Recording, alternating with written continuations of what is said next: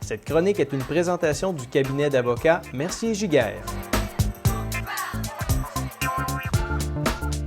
Cette semaine, on parle d'une situation familiale qui arrive trop souvent, les ruptures.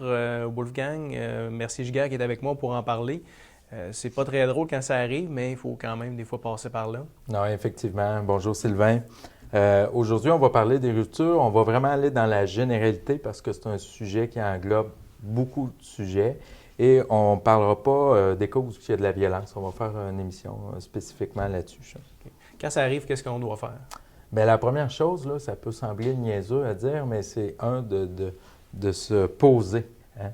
Il faut prendre le temps de respirer, de réfléchir à ce que nous, on va faire comme personne, comme adulte. Prendre un recul. Exactement. Et ça, c'est pas facile à faire. Hein? Vous êtes vous-même dans une situation de crise.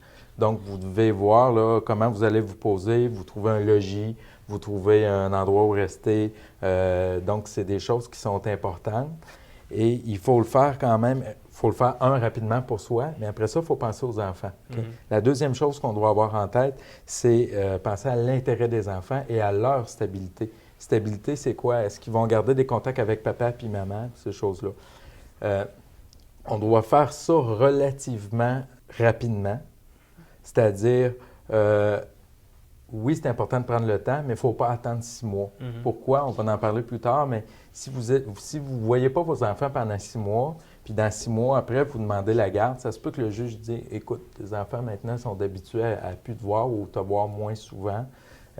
Donc, ça peut militer pour que l'autre conjoint ait de la garde. » Il y a des ressources pour nous aider. C'est qui les personnes qu'on doit consulter dans cette situation-là? C'est sûr que dans le cas d'une séparation, l'avocat reste le professionnel de choix pour la séparation.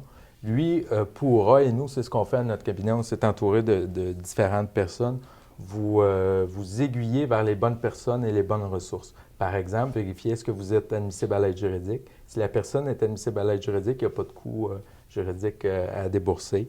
On va regarder avec elle les déductions, les allocations fiscales. Dans le fond, le but de ça, c'est de voir est-ce que la personne va arriver au bout du mois ou dans les prochaines semaines. Et même, ça peut aller jusqu'à un service de comptable et dans certains cas, évidemment, le service de psychologue qu'on peut référer parce que c'est important là, et ça peut vous aider. Dans le fond, l'avocat, même au début de la rupture, va vous aider à planifier et à vous expliquer ce qui s'en vient dans les prochains jours, prochaines semaines et prochains mois. Votre monde vient de s'écrouler, donc c'est important de consulter un professionnel et au moins savoir c'est quoi qui s'en vient. Ça aide énormément les personnes. Bien, souvent, j'entends parler des gens qui sont allés en médiation. Effectivement. C'est quoi la médiation? En fait, la médiation, hein, c'est vous avez un médiateur qui est agréé. Donc, c'est des personnes qui sont professionnelles, qui sont soit avocats ou travailleurs sociaux. Et puis, ce que le monde doit savoir, c'est qu'il y a 5 heures de consultation qui sont payées par le gouvernement. Donc, c'est gratuit. Et à l'issue de ça, vous pouvez avoir une entente écrite qu'on peut, après ça, déposer à la Cour pour valoir jugement. Et si vous avez déjà utilisé le service de médiation, vous avez le droit à 2h30 de consultation. Mais est-ce que c'est une bonne pratique de d'abord débuter par la médiation? Absolument. Même depuis un certain temps, c'est obligatoire de faire au moins une séance ou sinon d'aller suivre la formation de coparentalité, qui est une formation sur comment, à titre de parent, gérer les enfants là, dans le cadre d'une séparation. Et si la médiation n'a pas fonctionné? Si la médiation n'a pas fonctionné, bien, on va devant les tribunaux. On peut aussi aller devant les tribunaux si la médiation a fonctionné. Dans ce cas-là, on prend l'entente et on la dépose à la cour. Les parents n'ont pas besoin de finir à la cour.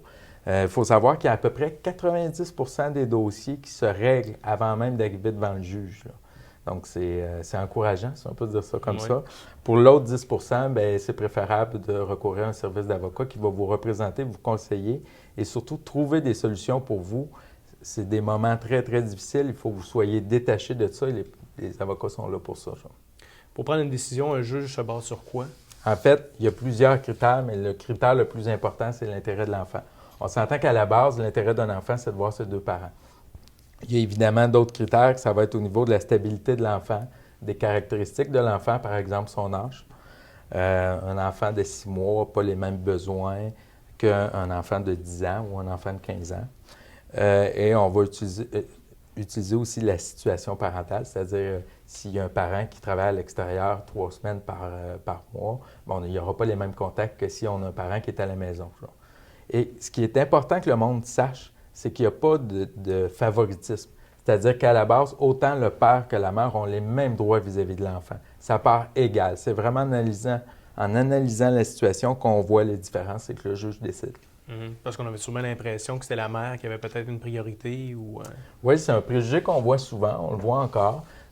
C'est sûr qu'en très, très bas âge, par exemple, à 6 mois, quand la mère allaite, ça peut militer pour que le contact avec la mère soit plus fort.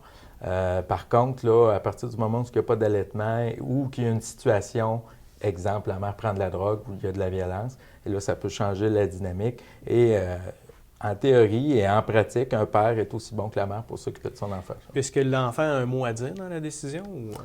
Oui et non. Ça dépend de l'âge de l'enfant.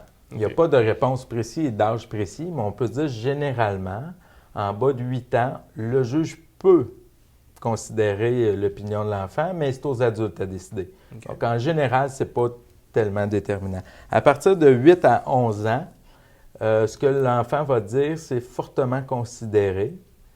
Et à partir de 12 ans et plus, certains juges vont dire 13 ans, on prend vraiment en considération ce que l'enfant veut. Et si l'enfant dit « moi, je ne veux plus voir papa », ça peut aller jusqu'à dire « bon, ben il ne verra plus papa ou maman ».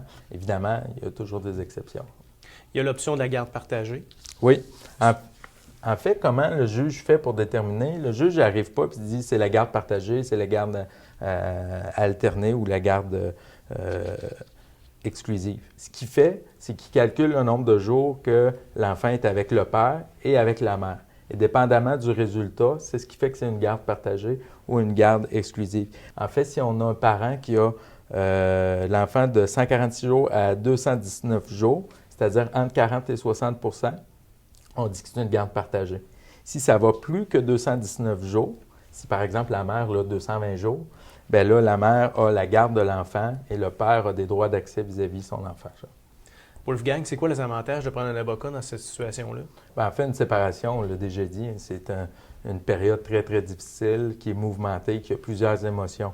En ajoutant un avocat dans l'équation, vous ajoutez quelqu'un qui est neutre, qui peut vous conseiller, qui peut, lui, négocier avec l'autre avocat et faire diminuer les tensions.